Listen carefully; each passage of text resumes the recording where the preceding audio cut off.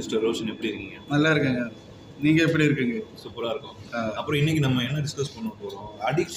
Addiction வந்து ஒரு ஒரு பர்சன் வந்து எப்படி ஓவர் கம் ஆகி நல்ல ஒரு good way of life lead பண்றது. ஏன்னா நிறைய பேர் நிறைய அடிக்ஷன் ஸோ அதை பத்தி உங்களோட கருத்தை சொல்லுங்க. Good question. Okay, thank you for the question. Addiction என்னன்னா, இப்போ நீ என்ன வேணாலும் பண்ணலாம். 21 days நீ கண்டினியூ பண்ண உங்களோட பிரெயினில் அதை ரெக்கார்ட் ஆகும். அது உங்களை 22nd daysல அது பண்ணனதுக்கு ஃபோர்ஸ் பண்ணும்.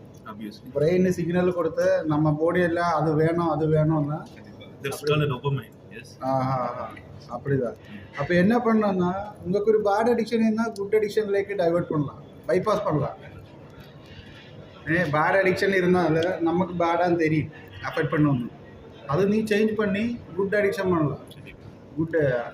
அதுதான் ஒரு ப்ராப்பர் வே. சேஞ்ச் பண்ணலாம். இப்போது அது நம்மளை தான் ஸ்டார்ட் பண்ணிது அடிக்ஷன், நம்மளை தான் நிறுத்த முடியும்.